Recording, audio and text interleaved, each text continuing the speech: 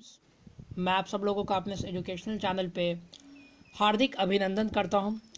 Friends, जैसा कि आप सबको मालूम है कि आपके अपने चैनल पे क्लास 10th व 9th की प्रॉपर तैयारी शुरू करवा दी गई है। इस कड़ी में हम लोगों ने क्लास 9th के एक्सरसाइज चैप्टर 1 के एक्सरसाइज 1.1 को पिछले वीडियो में कंप्लीट किया था। आज के इस वीडियो में हम लोग एक्सरसाइज 1.2 को कंप्लीट देखने वाले हैं, इसका सॉल्यूशन समझने वाले हैं। तो सारे प्रश्नों को आप लोग अच्छे से देखें, साथ ही साथ अगर आप चाहें तो इसको नोट डाउन कर सकते हैं। कुछ समय के बाद आप लोगों को पीडीएफ प्रोवाइड करने की फैसिलिटी भी शुरू करवा दी जाएगी। तो चलिए फ्रेंड्स, देख लेते हैं हमारा एक्सरसाइज 1.2 क्या कहता है और उसको हम लोग किस प्रकार से बना सकते हैं।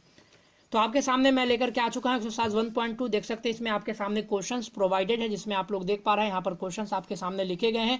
एक्सरसाइज 1.2 में आपको क्या करना है, कथनों के बीच सत्य और असत्य की जांच करनी है या बताना है कि कौन सा कथन इसमें सत्य है और कौन सा कथन इसमें से असत्य है, यानी सही और गलत को आपको बताना है। तो देखिए, इसमें पहला सवाल ये कहता है कि प्रत्येक अपरिमेय संख्या एक वास्तविक संख्या होती है। तो देखिए फ्रेंड्स, यहाँ पर पहला जो सवाल किया जा रहा है, प्रत्येक अपरिमेय संख्या जो है वो क्या कह रही है कि एक वास्तविक संख्या होती है। तो ध्यान से समझिए इस बात को कि जो वास्तविक संख्याएं जो होती है, वास्तविक संख्या कहने का मतलब क्या हुआ कि वो संख्या इमेजिनरी नहीं होगी। इमेजिनरी कहने का मतलब क्या हुआ कि वो संख्या जो है आपकी, उसकी मान जो होगा वो आपका वैल्यू क्या होगा, वो आपका वैल्यू पॉजिटिव वैल्यू होगा। ध्यान रखने वाली बात है, वो वैल्यू आपका पॉजिटिव वैल्यू होगा। अगर आपकी संख्याएं ऋणात्मक हो जाती हैं तो आप कह सकते हैं ऋणात्मक पूर्णांक हो जाता है, और ये ऋणात्मक पूर्णांक क्या हो जाता है, आप कह सकते हैं कि इमेजिनरी नंबर हो जाते हैं, काल्पनिक संख्याएं हो जाते हैं। तो आपका पहला कथन जो कहता है प्रत्येक अपरिमेय संख्या एक वास्तविक संख्या है, ये एक प्रकार का बिल्कुल सही कथन है। और यहाँ पर आप कह सकते हैं कि आपका जो वास्तविक संख्या जो होता है,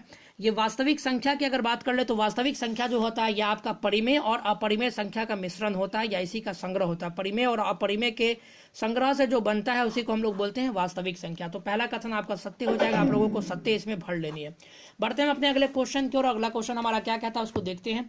अगला क्वेश्चन आपका कहता है संख्या रेखा पर बिंदु √m के रूप में का होता है, जहां m एक प्राकृतिक संख्या है। तो देखिए फ्रेंड्स, यहाँ पर दूसरा पॉइंट जो आपको सामने कहा गया है, देखिए यहाँ पर कोई भी संख्या जो लिखी गई है, देखिए फ्रेंड्स यहाँ पर प्रत्येक संख्या पर √m के होता है, जहां पर m एक जो है एक प्रकार का प्राकृतिक संख्या है। तो दूसरा सवाल जो आपके सामने कहता है कि संख्या रेखा पर प्रत्येक बिंदु √m के रूप का होता है, जहां m एक प्रकार की प्राकृतिक संख्या। फ्रेंड्स, इसकी सत्यता की जांच आप लोग को खुद करनी है, मैं आप लोगों को बताता हूं, आप लोग खुद यहां से निष्कर्ष निकाल सकते हैं।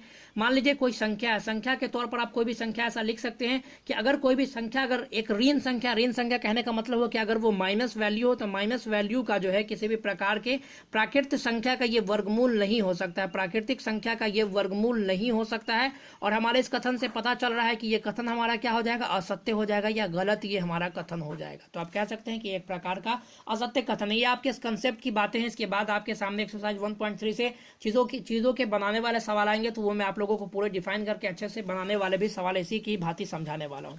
चलिए देखते हैं हम अपना अगला सवाल। अगला सवाल कहता है प्रत्येक वास्तविक संख्या एक प्रकार की अपरिमेय संख्या होती है। तो आप कह सकते हैं कि ये जो संख्या ये जो क्वेश्चन आपके सामने पूछा गया है, ये संख्या जो सरासर, ये बातें जो है सरासर जो है गलत होती है। क्योंकि अगर हम लोग बात कर ले कोई भी वास्तविक संख्या की, तो वास्तविक संख्या में कुछ भी आ सकता है। फॉर एग्जांपल 4 ले सकते हैं, 5, 6, 7, 8 कुछ भी ले सकते हैं। तो क्या जो है ये संख्या जो प्रत्येक वास्तविक संख्या, क्या ये 4 एक प्रकार की अपरिमेय संख्या, आप लोग खुद बता सकते हैं। तो 4 एक प्रकार की अपरिमेय संख्या नहीं है। तो ये कथन भी आपका क्या हो जाएगा, लास्ट वाला कथन ये भी जो है आपका असत्य कथन हो जाएगा या गलत कथन हो जाएगा। चलिए बढ़ते हैं अगले क्वेश्चन की ओर। अगला क्वेश्चन हमारा क्या कहता है। अगला क्वेश्चन कहता है क्या सभी धनात्मक पूर्णांकों के वर्गमूल अपरिमेय हो सकते हैं, यदि नहीं तो एक ऐसी संख्या के वर्गमूल का उदाहरण दीजिए जो कि एक प्रकार की परिमेय संख्या है। देखिए फ्रेंड्स, जो है आपके सामने पूछा जा रहा है क्या सभी धनात्मक पूर्णांकों के वर्गमूल अपरिमेय हो सकते हैं। देखिए फ्रेंड्स, जैसे ही अगर बात की जाएगी वर्गमूल की, तो कोई भी धनात्मक पूर्णांक का वर्गमूल जो है अपरिमेय संख्या हो ही नहीं सकता है। फॉर एग्जाम्पल देख लीजिए, अगर हम लोग बात कर ले 2 का, तो अगर हम संख्या बात कर ले 2 की, तो 2 एक प्रकार की जो है आप कह सकते हैं कि वास्तविक संख्या है, लेकिन ये जो है आपका एक प्रकार की अपरिमेय संख्या नहीं है। आप लोग यहाँ पर देख सकते हैं ये एक प्रकार की अपरिमेय संख्या नहीं है, ये एक प्रकार की परिमेय संख्या, आप लोग समझ सकते हैं। वहीं अगर परिमेय, इसके अगर वर्गमूल की बात कर ले तो √4 का अगर वर्गमूल की अगर हम लोग बात कर ले तो 2 हो जाएगा। तो ये भी एक प्रकार का क्या है, ये भी एक प्रकार का आपका परिमेय संख्या है। तो इस प्रकार से आप इसको साबित कर सकते हैं। तो नीचे अगला प्रश्न जो आपका कहता है क्वेश्चन नंबर तो अगला प्रश्न जो आपका कहता है क्वेश्चन नंबर 2 का, तो क्वेश्चन नंबर 2 यहाँ पर देख सकते हैं कि जो है क्या सभी धनात्मक पूर्णांकों का वर्गमूल अपरिमेय होता है, यदि नहीं तो एक ऐसी संख्या का वर्गमूल का उदाहरण दीजिए जो कि एक प्रकार का अपरिमेय संख्या है। तो यहाँ पर मैंने जो बातें आपको जो बातें जो है आपके सामने यहाँ पर बताई हैं, इसका क्वेश्चन नंबर 3 का 1 के 3 का, तो वही सारी बातें आप क्वेश्चन नंबर 2 में भी लिख करके इसको डिफाइन कर सकते हैं। तो फ्रेंड्स हमारा इस एक्सरसाइज को हम यहीं पर समाप्त करते हैं। अगर आप लोगों को ये पसंद आए तो इस वीडियो को लाइक व अपने दोस्तों के साथ शेयर करना ना भूलें। इसके अगले वीडियोस में हम लोग एक्सरसाइज 1.3 और इसके बाद वाले चैप्टर्स को समझने की कोशिश करेंगे और इसको समय के साथ हम लोग जल्द से जल्द समाप्त करने की भी कोशिश करेंगे और अन्य सभी जो विषय हैं उसकी भी तैयारी प्रॉपर ढंग से इस चैनल पर शुरू करवा दी जाएगी। तो चैनल से जुड़े रहिए। Thank you very much. मिलते हैं अगले वीडियोज़ में, तब तक के लिए धन्यवाद। God bless you all.